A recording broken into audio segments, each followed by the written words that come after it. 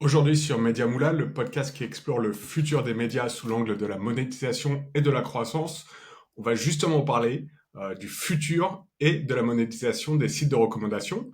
Et pour cela, j'ai le plaisir de recevoir Florent Maître de Clubic. Salut Florent, est-ce que tu peux te présenter rapidement? Et merci de participer à ce podcast.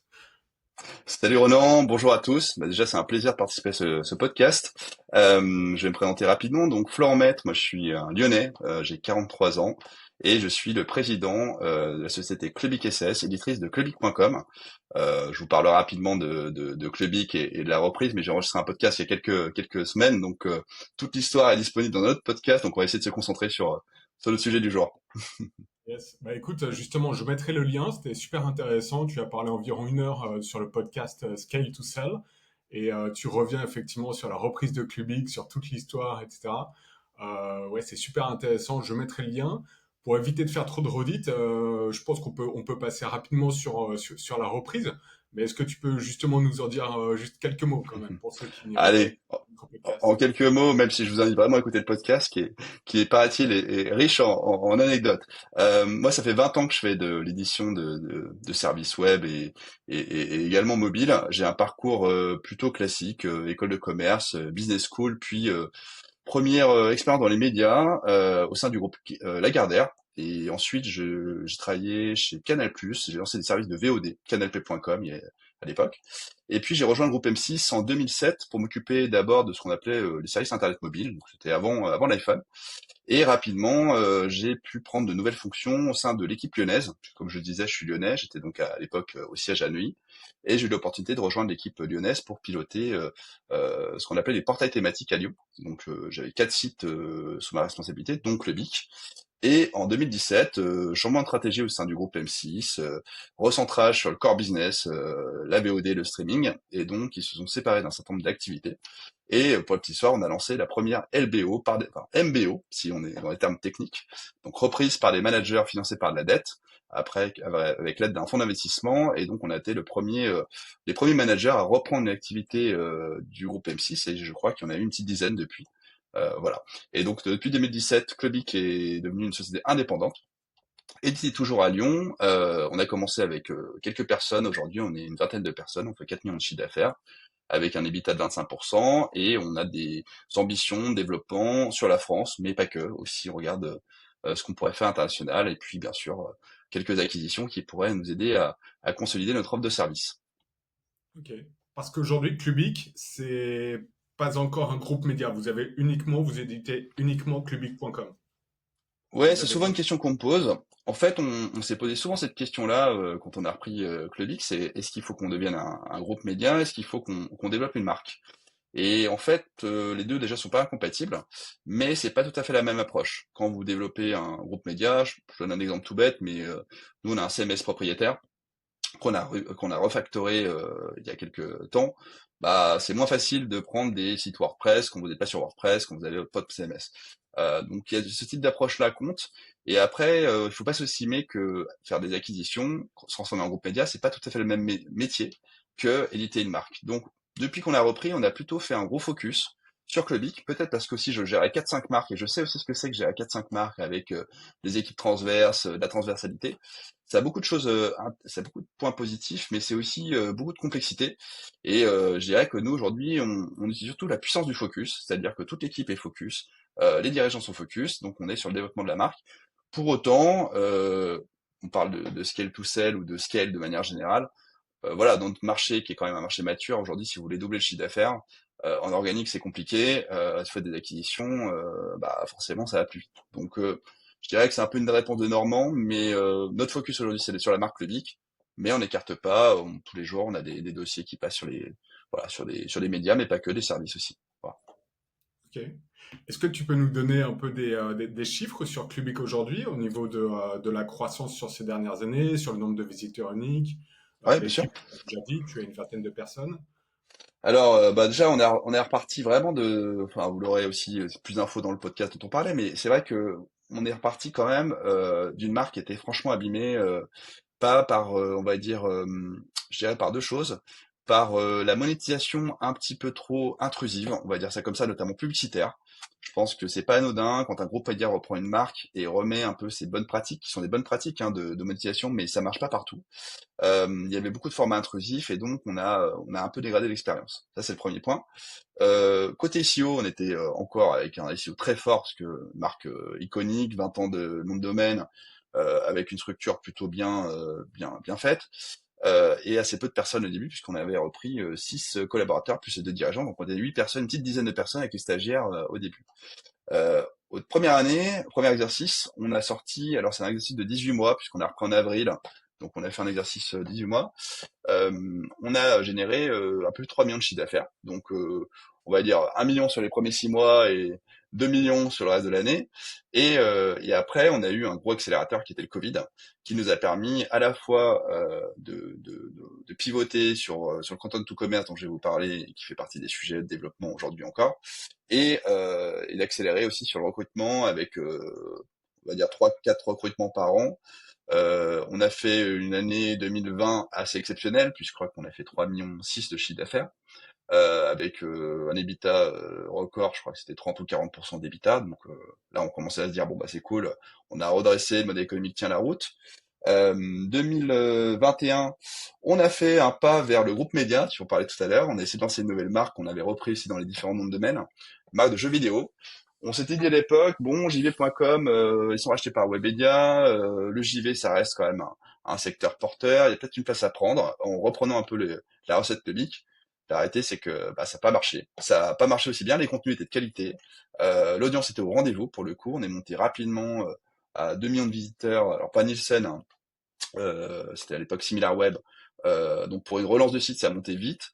Par contre, on s'est rendu compte de la difficulté de monétiser sur le modèle pub affiliation, sur une audience qui est quand même très adbloquée, qui aime pas la pub, et qui est très au fait, on va dire, des mécanismes d'affiliation. Donc on a fait le choix d'arrêter début 2022. Donc on a fait une année 2021 qui était mi-figue mi-raisin, mais qui restait avec une bonne rentabilité autour de 20%. Et 2022, pardon, on a arrêté l'activité jeux vidéo, on s'est recentré sur Clubic, on a redressé le chiffre, on est resté sur un chiffre ISO, mais surtout on a amélioré nettement la rentabilité de Clubic. Et 2023, là, on a bénéficié vraiment, entre guillemets, si je peux me permettre, des dividendes de cet arrêt-là, c'est-à-dire que, en fait, le focus dont je parlais tout à l'heure, ben, on l'a appliqué, on s'est recentré sur le core Clubic, les services importants pour Clubic, le content important pour les lecteurs de Clubic. Et 2023 était une année record puisqu'on a fait 4 millions de chiffres pour 25% d'EBITDA, donc très belle année 2023. Avec un début d'année 2024 un peu plus compliqué, je pense que le marché est plus compliqué, la concurrence est très très forte sur notre secteur, et donc ça nous challenge, mais pour autant on est sur le BP, on tient le BP, donc on est content. Ok. En parlant de concurrence, Juste, pardon, excuse-moi, j'ai oublié de te répondre sur les visiteurs uniques. Quand on a repris, on était, je crois, à 3 millions de visiteurs uniques. On est monté jusqu'à 5 en novembre 2023. Voilà, pour répondre à la question. Là, le mois de mai, on a reçu des trucs de médiamétrie. C'est un peu moins bon, mais je suis un de mes confrères dirigeants d'un média aussi tech hier, qui me disait que le mois de mai était quand même assez compliqué pour tout le monde avec les ponts et les gens qui étaient pas trop devant leur ordinateur sur le mois de mai. Voilà, ou sur le mobile. Voilà. Pardon. en parlant de confrères ou de concurrence, quels sont tes principaux concurrents aujourd'hui de Clubic? Alors, ce qui est assez rigolo, c'est quand on était un groupe média, au sein d'un grand groupe média, on regardait les marques tech des groupes médias. Donc, à l'époque, c'était 01net qui était édité par Altis, c'était CCM qui appartient au Figaro. Et en fait, on regardait pas trop ce que moi j'appelle le peloton, c'est-à-dire des médias un peu plus indépendants, un peu plus agiles, qui sont plus, on va dire, au fait, et qui sont beaucoup plus avec des approches aussi SEO, mais pas que, hein, une approche très journalistique et content. Donc en fait, quand on a repris, on a fait quoi? On a appelé en tout cas les médias qu'on trouvait plutôt bien réalisés. Donc on a appelé Ulrich Rosier à l'époque chez Humanoid. On a appelé aussi les gens de Vincent Bouvier et Jean-Guillaume de Kéléops qui ont voilà qui sont aussi pour Vincent basé à Lyon, donc on le croise assez souvent. Et finalement, on a plutôt vu des éditeurs, on va dire, plutôt indépendants. Et pas que d'ailleurs sur le marché de la tech, on a aussi rencontré Brieuc Simon de Foot Mercato, qui est un éditeur lyonnais, qui est un des leaders aujourd'hui sur le marché de l'actualité du sport en France. pour comprendre en fait quel était leur mode de fonctionnement, leurs enjeux et comment ils s'en tiraient finalement dans ce marché. Et donc, ça nous a remis, on va dire, une lecture du marché qui était complètement différente. Je dirais beaucoup plus pragmatique, beaucoup plus opérationnelle et beaucoup plus test and learn. On va dire qu'on était moins en réunion, on était plus dans le back office. On va dire ça comme ça. Ok, super.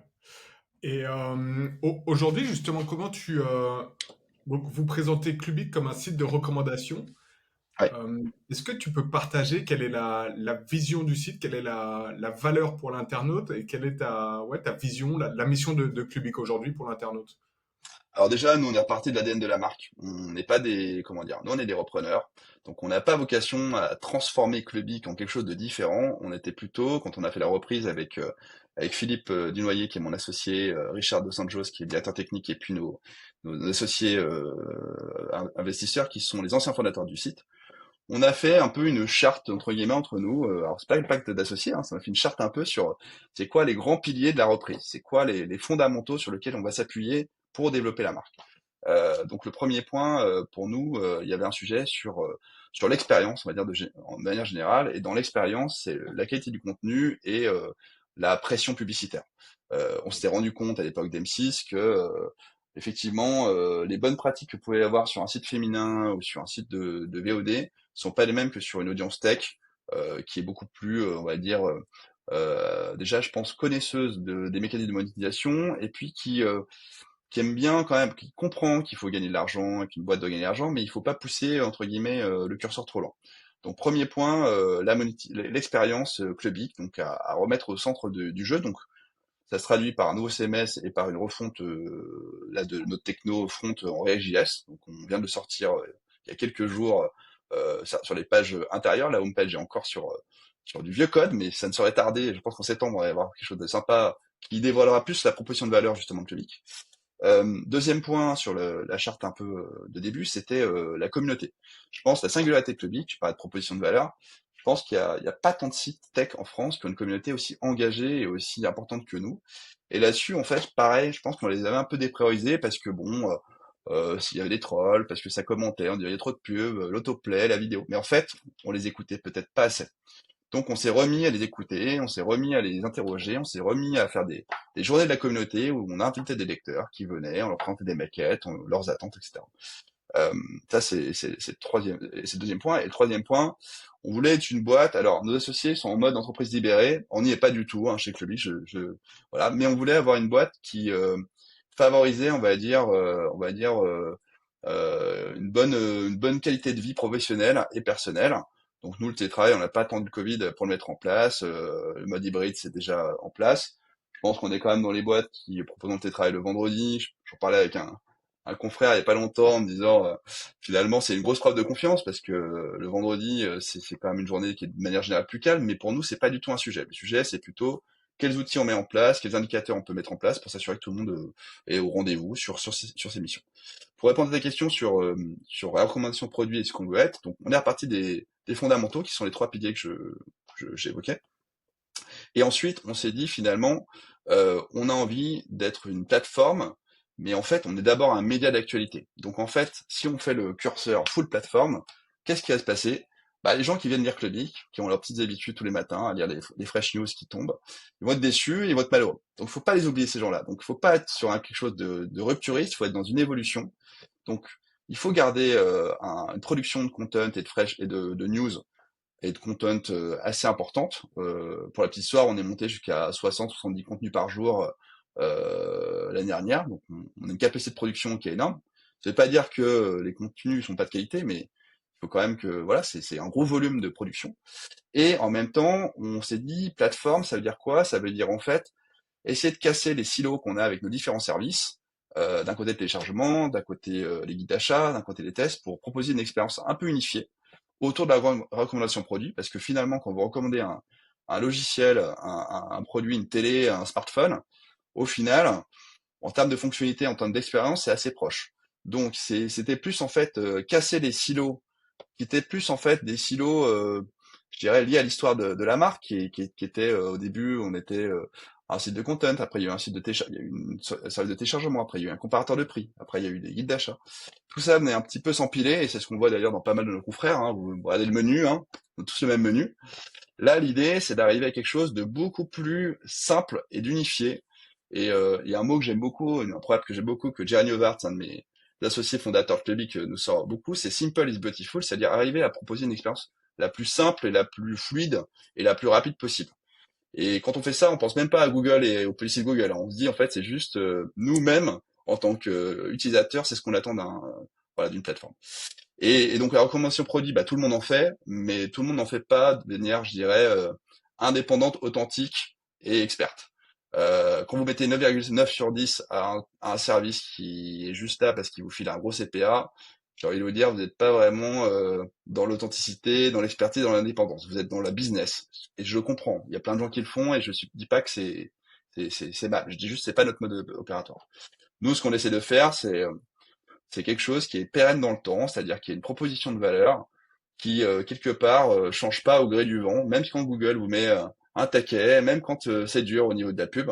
C'est pas pour ça qu'il faut virer les braquets, tout changer, mettre les services pas terribles en haut des comparatifs. C'est pas du tout notre idée. C'est pas du tout notre fonctionnement. Voilà. Je sais pas si ça Ok, répond à ta question, Ronan, mais voilà. ok. Ça répond parfaitement à ma question et ça me tend une perche sur la monétisation, le sujet croustillant là pour les médias en ce moment.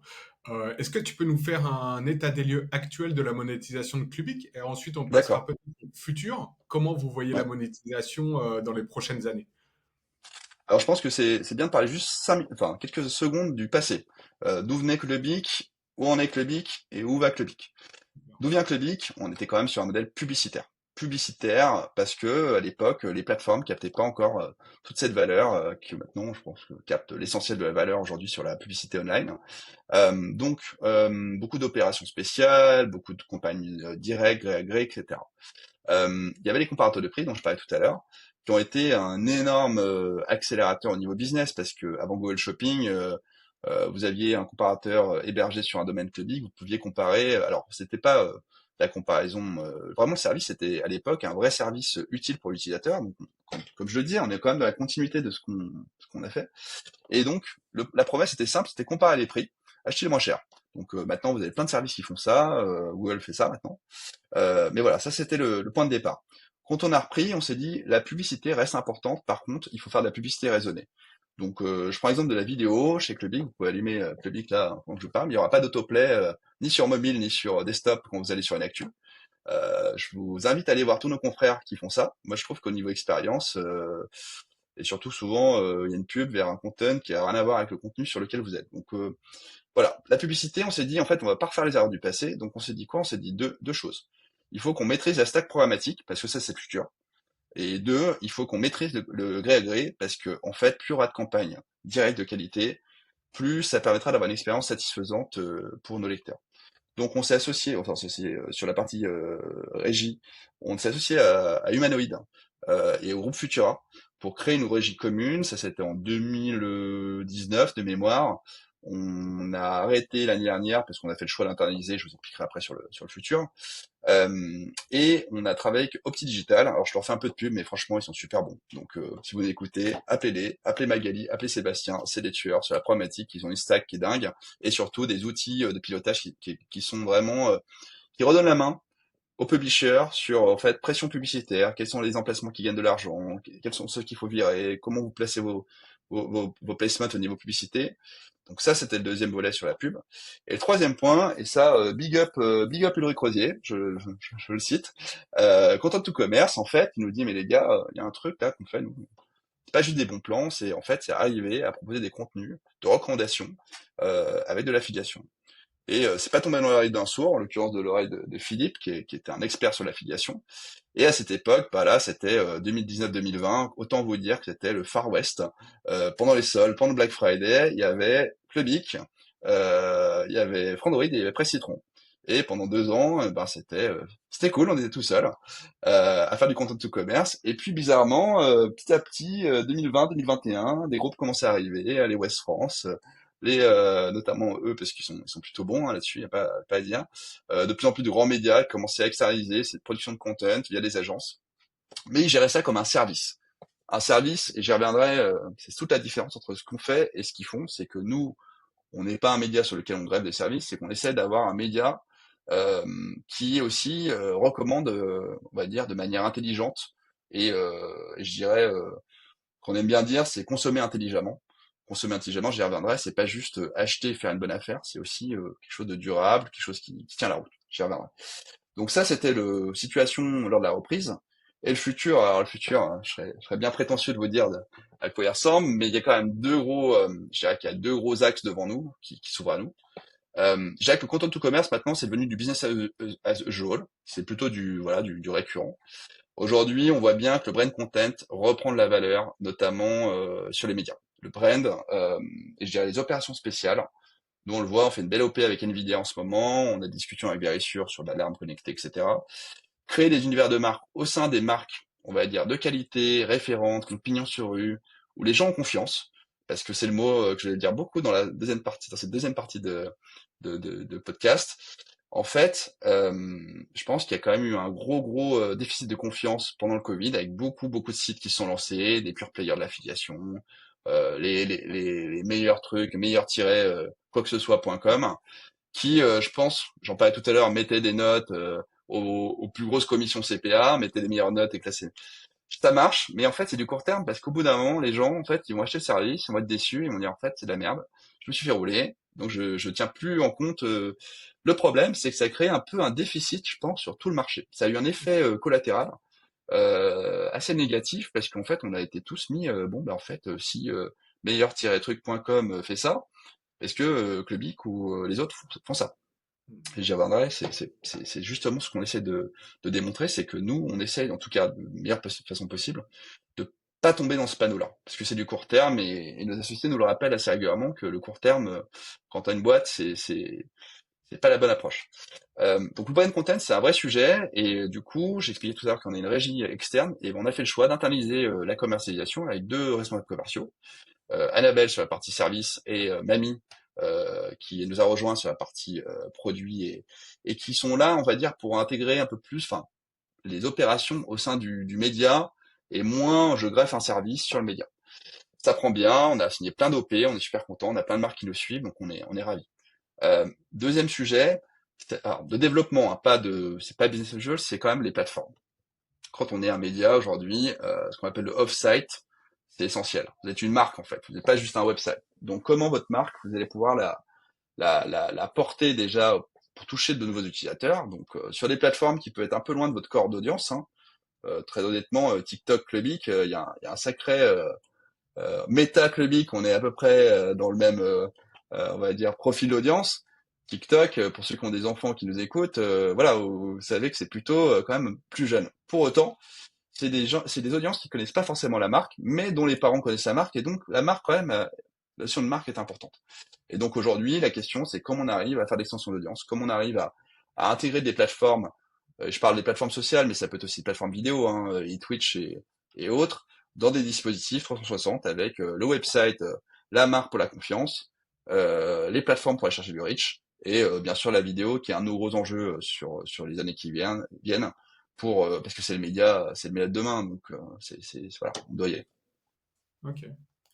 Est-ce que tu peux nous donner un peu des chiffres sur la répartition de votre monétisation? Le content commerce, ça représente combien chez Cubic? Les OPS, ça représente combien? Ok. Alors je dirais on a vraiment pivoté entre guillemets entre la partie publicitaire et la partie content to commerce. Je dirais le pivot s'est fait vraiment en 2022, je dirais. Aujourd'hui, je pense qu'on est à 65% content to commerce, 35% publicité, brand content. Sauf que le content to commerce est beaucoup challengé, parce qu'il y a énormément de concurrence. Et en fait, je pense que la pub a encore l'avenir devant elle.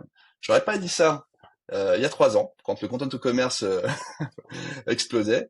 Je dirais quand même, on le voit, hein, les annonceurs ont besoin de corner, ont besoin de s'associer à des marques, ont besoin de réassurance. Et donc, la publicité, alors programmatique, j'en parlais tout à l'heure, c'est plutôt de l'amélioration du rendement, du yield, de l'optimisation technique sur les pages, etc. Donc ça, c'est un sujet. Et je parle plus du gré à gré des OPS, c'est pour ça qu'on a recruté Mamie, qu'on a débauché d'un de nos confrères, parce qu'on voit bien qu'en fait les marques ont besoin, enfin les constructeurs plutôt ont besoin de marques comme nous pour voilà pour c'est un peu le gage de confiance. Aujourd'hui, même être une boîte indépendante et pas être affilié à un grand groupe, t'en parlais tout à l'heure, bah t'as pas le même discours en rendez-vous. Alors on parle pas de on a 80 marques, on a un reach de malade et on peut toucher tous les gens de France, ça c'est la logique groupe et je l'entends. Nous, on va dire, nous, on est peut-être, entre guillemets, moins puissant en termes de reach. Par contre, nous, on a une capacité d'influence qui est forte et on touche des prescripteurs. Donc, on touche des gens qui vont être eux-mêmes des micro-influenceurs autour de leur cercle familial. Et en fait, c'est quelque chose qu'on a du mal à mesurer, mais on a tous un geek, on est tous le geek de la famille. Et quand, lors d'un dîner de famille ou autre, on demande, mais attends, là, faut que je change de smartphone, chez qui je vais voir pour le trouver, etc. Bah, il y a toujours quelqu'un qui va vous dire, bah, tu devrais voir ce site-là parce que eux, ils sont carrés. Voilà. Super. Et tu n'as pas constaté au niveau des OPS un ralentissement quand même en 2023 des annonceurs, des agences avec une baisse du budget? Alors, je dirais, baisse de budget beaucoup plus héroïste, oui, mais comme on a augmenté le volume, si tu veux, de campagne, ça compense. Mais ça pose une question, c'est l'exécution. Parce que quand tu as à opérer allez, 10 campagnes sur le mois de juin, alors elles sont pas toutes au même niveau d'intégration, c'est pas toutes des corners de marque, etc. Mais oui, il y a une baisse, si tu veux, du ticket des OP. Et donc, pour compenser, tu augmentes le volume. Et donc, ça pose deux questions. La question de pression publicitaire dont je parlais tout à l'heure. Comment tu fais pour essayer de pas être dans un truc où tu as des sponsors toute la journée et le site où les réseaux sont noyés de ça. Ça, c'est le premier point. Donc, ça, c'est un dosage que fait très bien Nicolas Guyot, qui est notre rédacteur-chef, qui a un œil aussi là-dessus, parce que l'expérience pour nous, elle est unifiée. Hein. C'est pas la pub pour nous est aussi important. Enfin, un contenu publicitaire doit pas être de moins bonne qualité qu'un contenu non publicitaire, parce que ça fait partie de l'expérience. Mhm. Un contenu ou une opération, voilà. Donc ça, c'est le premier point, la pression. Et le deuxième point, qui est plus un point interne, c'est l'exécution. Comment tu arrives à donner le juste ton à tous tes annonceurs, à être sur les KPI, à être sur les campagnes d'amplification, des fois de la compensation, on va pas se mentir, hein, de temps en temps on est en retard sur une campagne, il faut faire de la compense. Voilà, donc c'est une gymnastique qui est assez lourde, et je te cache pas que c'est mon sujet du moment, c'est comment je staff tout ce beau monde pour qu'en Q4 tout roule bien, parce qu'aujourd'hui on est sur des campagnes premier semestre qui sont quand même sur un volume raisonnable, mais habituellement Q4 et le mois de novembre c'est assez rock'n'roll, et donc là on va avoir un sujet, on va dire d'exécution.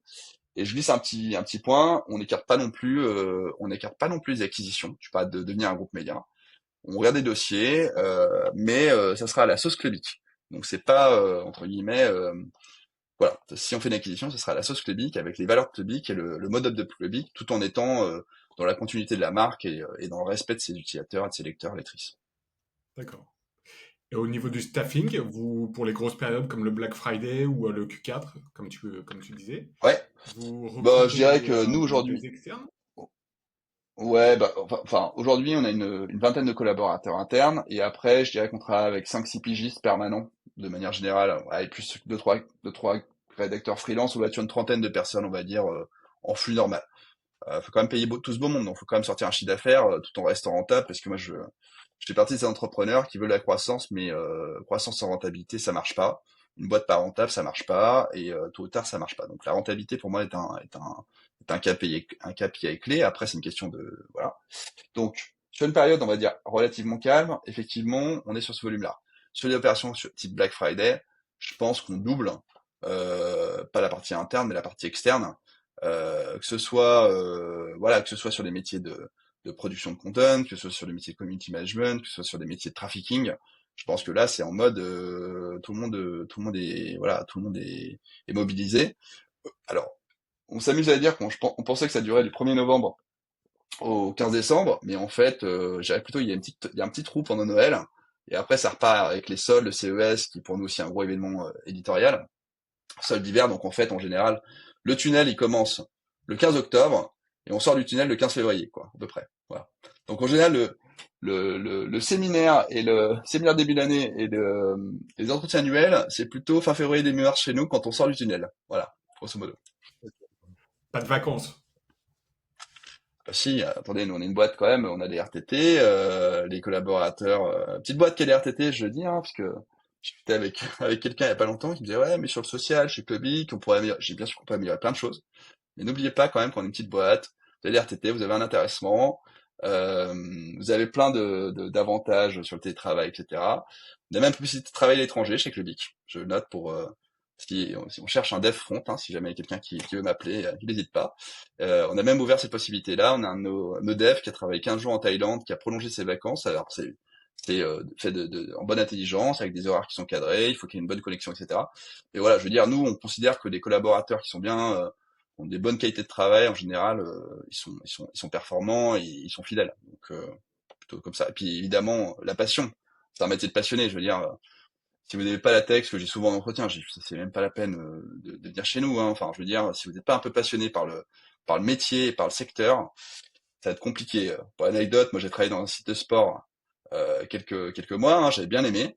Mais bon, au bout d'un moment, parler de foot, de tennis, même si j'aime beaucoup le foot et le tennis et aller les Bleus sur l'Euro, voilà, au bout d'un moment, c'est pas ce qui me passionnait le plus dans les journées. Voilà. Ok, c'est noté. Je mettrai les liens si vous avez une page Welcome to the Jungle, par exemple, pour Ouais, les bien passions. sûr. Bah là, on cherche monteur vidéo, on cherche dev front, mais et puis on cherche toujours, on va dire, des journalistes spécialisés. Alors, on a des gens qui travaillent. Là, on vient de recruter Mathieu Legauche qui nous a rejoint, notre journaliste expert son et image, qu'on est ravi de d'avoir onboardé. On a Chloé qui nous rejoint sur la cybersécurité. Donc, on a vraiment une volonté de voilà d'intégrer les talents à l'équipe. Mais évidemment, Ronan, je te mettrai le lien, enfin, je te donnerai le lien pour que tu puisses partager lors de la diffusion du podcast. Super. Je te propose de passer au futur, d'aller Ouais, dans le futur. Alors effectivement, c'est toujours très dur et c'est un peu touchy de prévoir ce qui va se passer, mais j'ai vraiment envie de comprendre comment toi ou comment Clubic voit le futur des sites de recommandation en général. ok. Effectivement, je pense je voulais un peu aborder, avant d'aborder le futur, je voulais un peu aborder l'état des lieux actuels, mais je crois que tu en as parlé là sur le ralentissement des budgets, mais que vous compensez avec le volume, etc. Donc, je pense qu'on peut directement attaquer le futur, Ouais. peut-être sous l'angle du. Là, on constate quand même qu'il y a des cycles. Donc, quel est le cycle actuel selon toi et quel sera le prochain cycle pour Clubic? Alors, je pense qu'en ce moment, il se passe des choses assez révolutionnaires sur notre secteur. Je pense à l'IA en particulier. Alors, l'IA, tout le monde en parle et parfois, pour pas dire grand-chose. Je dirais que nous, la réalité de l'IA, c'est deux sujets, c'est le search et c'est le content. Donc, sur le search, je pense que tous ceux qui nous écoutent sont peut-être assez affûtés sur les SEO et sur ce qui se passe aux US.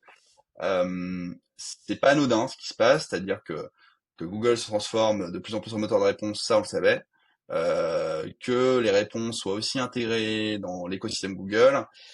Ils sont un peu obligés aussi parce qu'en face, je dirais, il y a du lourd et je dirais quelque part, moi je m'inquiète aussi pour Google, quelque part, dans le sens où pour eux c'est quelque part un peu une menace existentielle dans le sens où ce que fait ChatGPT, ce que fait OpenAI, bah quelque part c'est de plus en plus le boulot de Google. Donc ça me rappelle un peu quand Google nous a dit Google Shopping c'est notre boulot, les comparateurs on arrête. On pourrait même se dire à l'envers. En fait, est-ce que Google fait pas le boulot de ChatGPT et est-ce que ChatGPT va pas tout rafler? Premier point. Après, moi, je suis bien sûr, comme tout le monde, ce qui se passe avec AI Overview. Je suis les stats. J'ai vu un article hier, plutôt rassurant d'ailleurs, sur Abondance, sur justement, sur le fait que bon, ça dépendait quand même beaucoup des requêtes. Maintenant, il y a le court terme, il y a le long terme. Moi, je reste convaincu qu'à long terme, le search tel que nous le connaissons aujourd'hui, c'est fini. Et en fait, si vous n'êtes pas prêt à accepter ce truc-là, je pense qu'il faut changer de métier. Ce que je disais dans le podcast, parce qu'en fait, on est dans un métier de rupture technologique et donc il faut sans arrêt s'adapter, changer, se transformer. Si vous restez entre guillemets sur vos anciens, c'est ce qui s'est passé quand on a repris. On a dû changer plein de trucs, on a dû fonctionner différemment et on s'est planté. Et il y a des trucs qui ont marché. Jeuxvideo.fr a pas marché, mais le qui a marché, voilà, c'est la vie. Donc sur le search, je pense qu'il y a quand même un sacré changement. Maintenant, je dirais, en fait, la recommandation, est-ce qu'elle est essentiellement par le search? Aujourd'hui, c'est le cas. Aujourd'hui, on a 70% de trafic, comme beaucoup de sites web, c'est sur SimilarWeb, qui viennent du search. Ce qui est intéressant chez Clubit, c'est qu'on a de plus en plus d'audience directe. Donc on est aujourd'hui, là j'ai regardé les chiffres, à 40% sur SimilarWeb. On est le plus gros en audience directe. Donc ça veut dire que quand même, une marque, et c'est ce que nous aussi nous rappellent nos associés qui sont quand même les gars, ils ont fondé Clubic, ils avaient 25 piges. Ils en ont bientôt, je crois qu'il a eu 50 ans, Jerry, il y a quelques semaines. Bon, ils en ont vu des ruptures technologiques, des changements et tout. Mais en fait, une marque reste une marque. Donc la question, c'est pas euh, est-ce que euh, est-ce que le SEO va trembler? Oui, le SEO va trembler, c'est déjà le cas depuis mi-mars pour pas mal d'entre nous. Je dirais plutôt comment tu fais survivre ta marque, comment tu la développes dans les nouveaux écosystèmes. Je dirais c'est plutôt ça l'enjeu. Donc la question est comment on arriverait demain, si la search change, si la recommandation change, comment on arrive à ce que la marque Clubic, elle arrive sur d'autres outils, sur d'autres technos. J'ai pas de réponse aujourd'hui, Ronan. Je vais pas te dire comment on fait. Je te dis juste, en tout cas, c'est ma vision des choses. Ça, c'est le premier point sur l'IA. Et sur le deuxième point sur l'IA dont je vais parler, c'est sur le content. En fait, je pense qu'il y a eu beaucoup d'anxiété, surtout sur le milieu, on va dire, des gens qui sont directement des producteurs de contenu, des journalistes, etc., sur, ouh là là, l'IA va-t-elle nous prendre notre boulot? Honnêtement, je pense que déjà, on raconte pas mal de conneries, l'IA, hein. Quand vous interrogez même les derniers modèles, sont pas forcément hyper pertinents. Pour autant, c'est une vraie aide, c'est une vraie aide, c'est un vrai copilote. Je pense qu'il faut le voir vraiment comme ça, et je pense que le métier alors, on appelle ça comme on veut, hein, mais de pilote d'IA, de dompteur d'IA, ça va devenir même une compétence dans tous les métiers, que ce soit président d'une boîte pour la finance ou le RH, ou avocat ou développeur ou rédacteur. Donc, c'est comment on intègre ça. Et donc, pour répondre un peu à la question du futur, nous, on commence à intégrer un peu ça dans notre CMS. Donc, on est content de pas avoir pris WordPress. Alors, WordPress, c'est peut-être plein de plugins d'IA, hein, super, mais en fait, nous, on peut innover et on fait des trucs assez cool qu'on n'a pas envie de partager là dans un podcast parce que c'est secret défense, mais ça commence à rendre beaucoup de services en gain de temps, en efficacité, du maillage interne, des choses comme ça. Donc ça, c'est des tâches que les journalistes, franchement, ça les saoulait. Hein, quel mot-clé il faut mailler à quel truc. Bah, avec un peu d'assistance, bah, ils se concentrent sur la qualité du content, sur rendre des contenus experts et EAT, comme on dit dans le milieu SEO. Et donc, toutes les tâches un petit peu besogneuses, bah, si on peut les externaliser, moi je trouve que c'est plutôt cool. Et au final, les gens sont contents. Hein. Les gens disent en fait, après la pilule un peu de ah ouais, mais attends, c'est un peu notre boulot. Et après, ouais, en fait, je gagne du temps et je peux faire plus de trucs à côté. Je peux faire plus de représentation, je peux aller dans les salons, je peux tester des produits, etc. Donc ça, voilà, c'est sur moi je pense que l'IA est quand même un sacré game changer.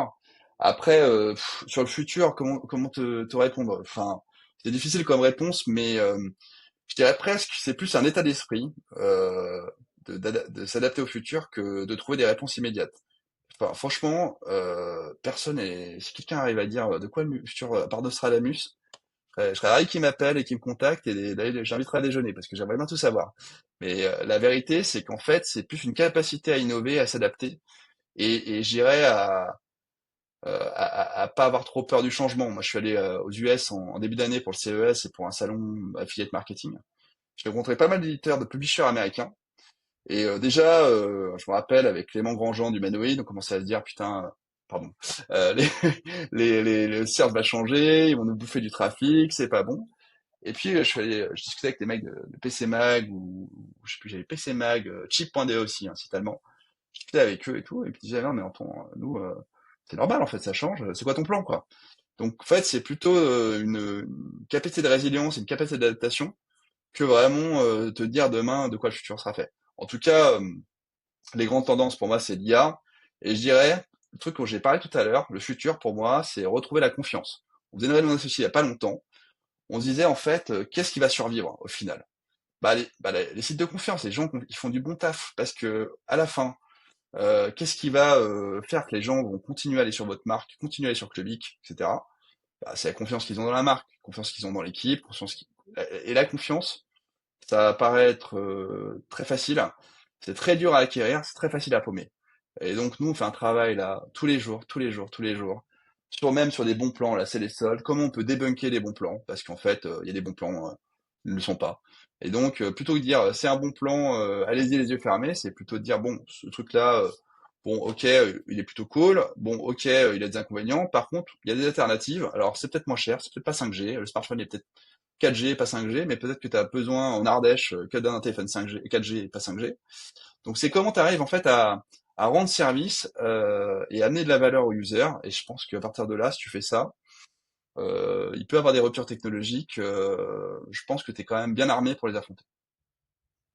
Ce que je retiens de ta discussion là, de notre discussion, pardon, et également de la discussion que j'ai eue la semaine dernière avec Clément Grandjean justement d'Humanoid, c'est vraiment l'authenticité et le rapport que vous avez avec votre audience.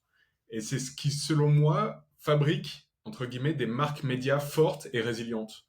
Et tu parles beaucoup d'état d'esprit également. Avant de préparer en préparant ce podcast, tu te décrivais comme un boulanger du web.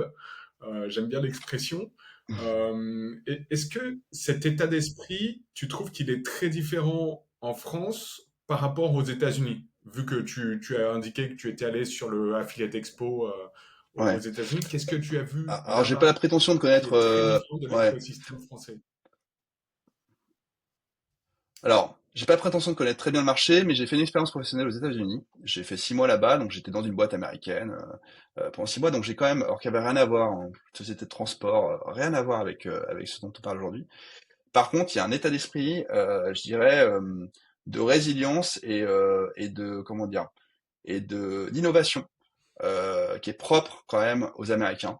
Et je dirais que en France, quand tu es chef d'entreprise, tu dois insuffler, je pense, cet état d'esprit-là.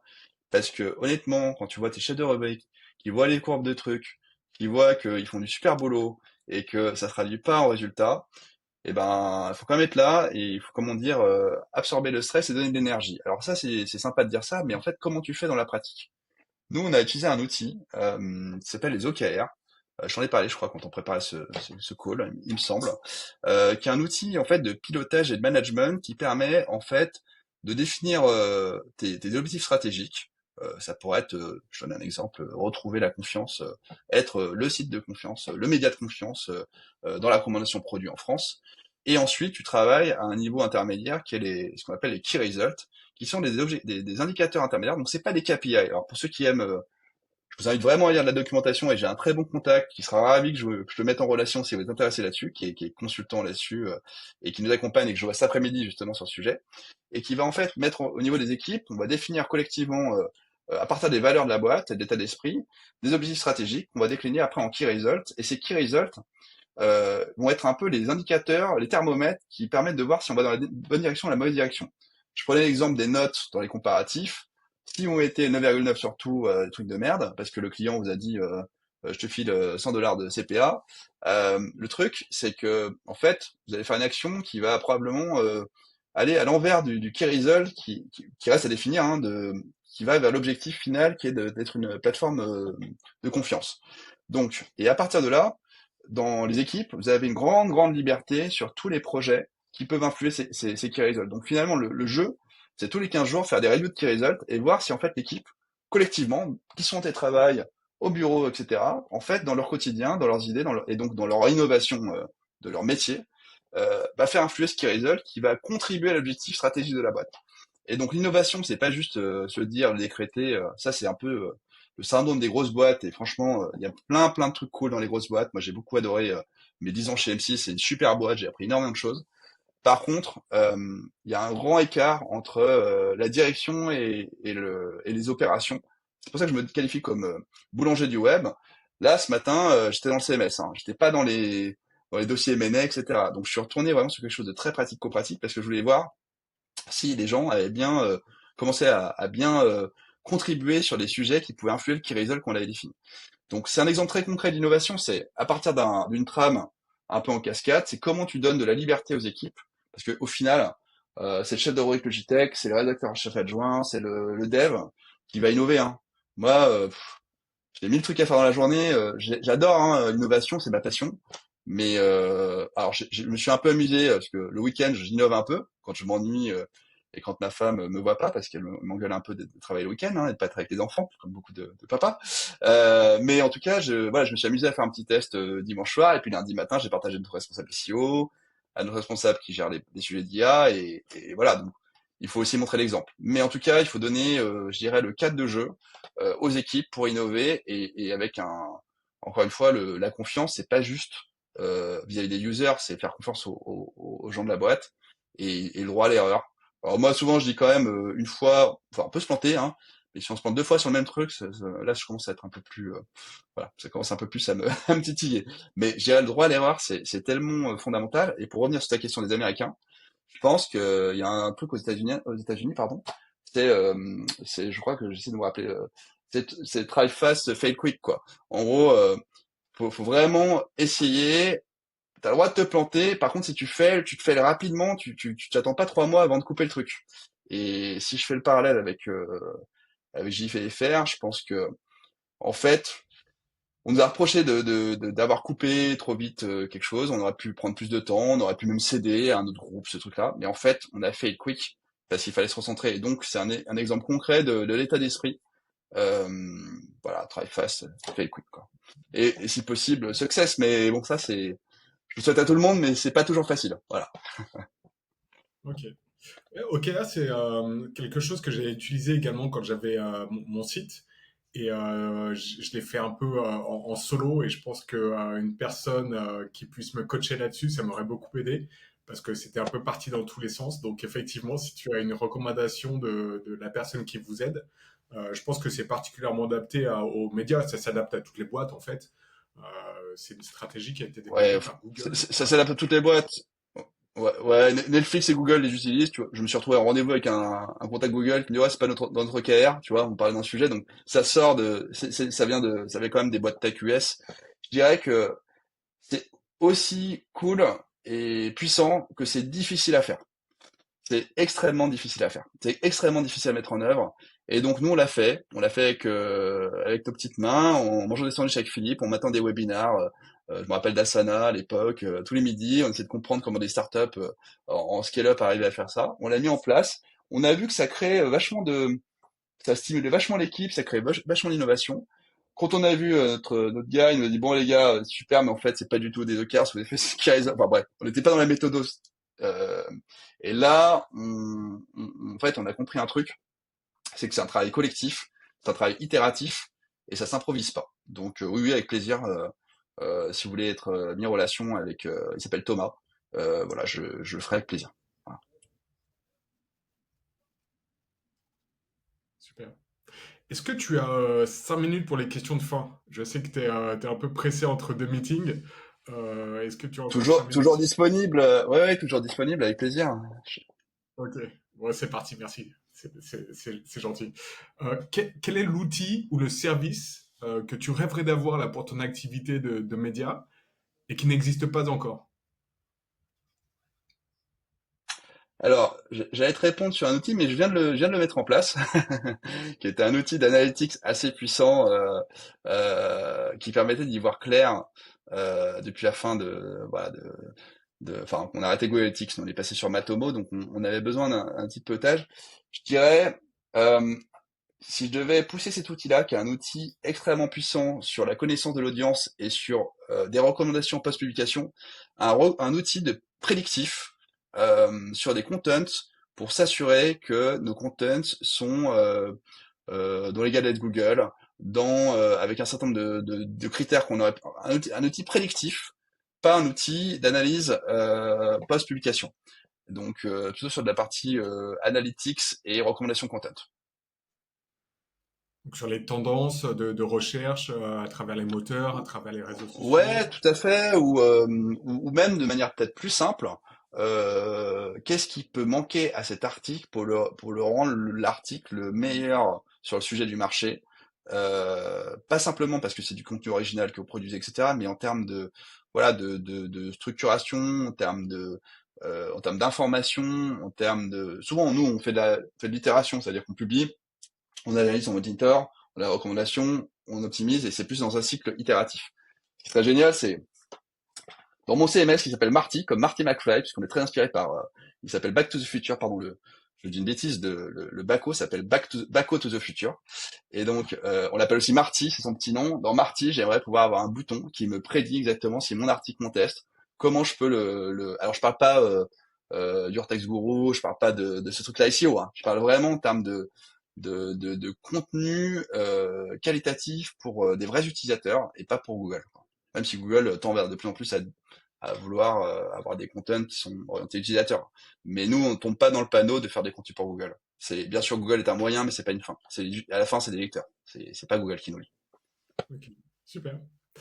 Quelles sont les tendances qui te stimulent le plus là dans l'univers du content commerce?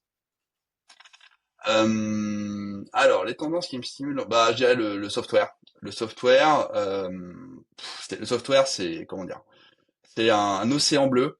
Le e-commerce, c'est un océan rouge. On va dire c'est comme ça pour ceux qui connaissent l'expression. Je dirais, nous, on a des grosses ambitions sur le software. On est déjà reconnu et leader sur beaucoup de segments du software. On s'intéresse beaucoup au B2B et d'ailleurs, je salue la très belle acquisition d'Advisor qui est gérée par Colin Lalouette, qui a été repris par Softonic, je crois que ça a été annoncé hier.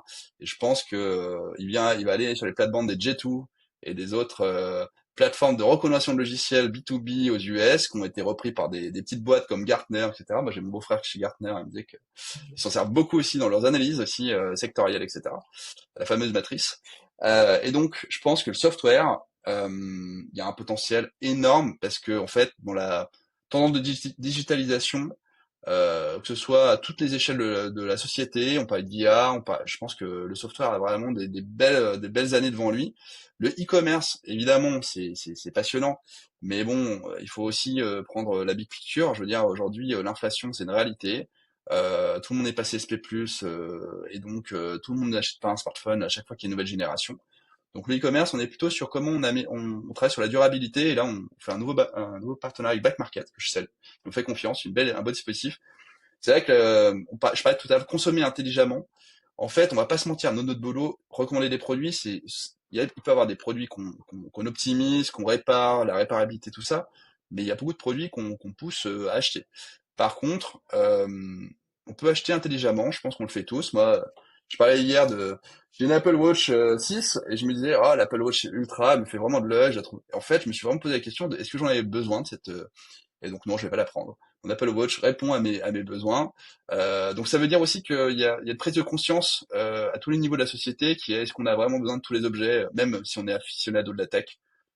Donc voilà. Donc je dirais d'un côté software, d'un côté durabilité, etc. Et pour la petite histoire, mon rendez-vous d'après est avec un business angel sur la green tech, donc c'est pas juste du bullshit. Le call que j'ai dans quelques minutes, c'est pour parler de son métier et des boîtes qui l'accompagnent sur ces sujets-là. Voilà. Et là, j'ai pas d'attente, c'est vraiment ce que j'adore dans mon métier aussi, c'est prendre le temps d'échanger et d'écouter les gens. Je trouve ça passionnant. Ok. Et quel est le média ou le groupe média, français ou international, qui t'inspire le plus? Alors, aux US, moi, j'adore PC Mag. Je trouve qu'ils font un boulot exemplaire parce que ils sont pour moi la source un peu d'inspiration entre être un média et une plateforme de recommandation de produits. C'est-à-dire arriver à mixer une expérience qui permet d'avoir une richesse de content, être au fait de toutes les dernières actualités du moment, et une fiabilité sur les services qu'ils recommandent, qui est pour moi, enfin, ça appartient à un groupe hein, qui est Ziff Davis, mais en tout cas, moi, c'est surtout PC Mac que je trouve, j'ai rencontré les gars, ils sont brillants. Et ils sont pas tout jeunes non plus. Hein. Moi j'ai 44 ans le mois prochain, mais je pense qu'ils ont quelques années de plus que moi parce qu'ils viennent de la presse. Mais en tout cas voilà, je trouve que eux font un énorme boulot. En Espagne, j'adore Softonic. J'ai rencontré les équipes, je trouve qu'ils font un boulot de dingue. Je trouve que la boîte est bien gérée. Je trouve que ils ont fait une relance d'une marque qui était quand même bien amochée aussi, qui est magnifique. Je leur souhaite vraiment plein de succès avec Advisor.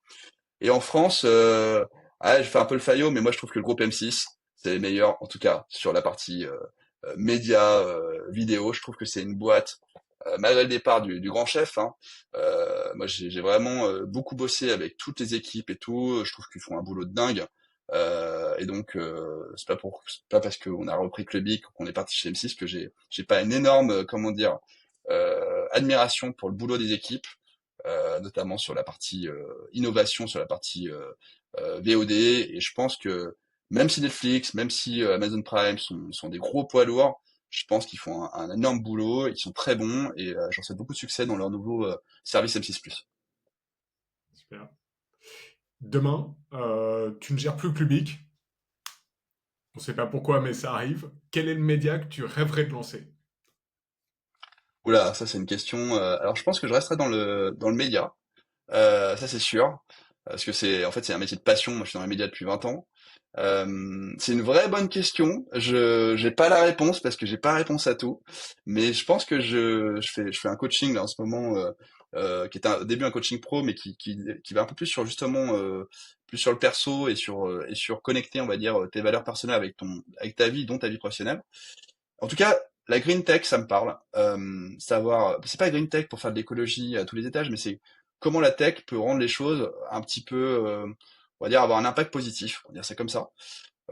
Donc ça pourrait être autour de ces sujets-là. Ça me passionne. Et je pense que, en fait, je pense que surtout, si je fais ça, ce serait bien sûr d'avoir quelque chose qui permet d'être rentable et de gérer des équipes et quelque part une entreprise.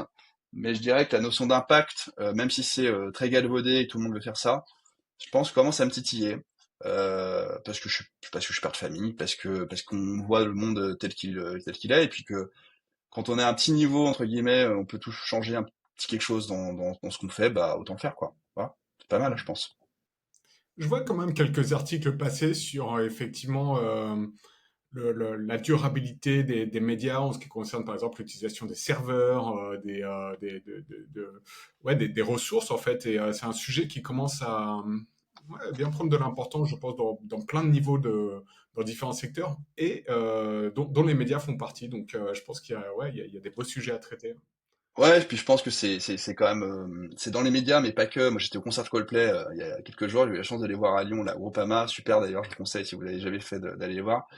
Alors, on peut se dire, ils font travaillent beaucoup là-dessus, sur leur responsabilité en tant que groupe interplanétaire, etc. On pourrait dire, oui, mais attendez, ils ont deux A380 pour amener tout leur matos à Lyon, et puis les gens viennent du bout du monde pour venir les voir. Mais je dirais quand même, ils font quelque chose. Ils font quelque chose, et donc il faut faire quelque chose. Alors, il faut pas faire quelque chose juste parce que tu fais une opération pub avec un annonceur.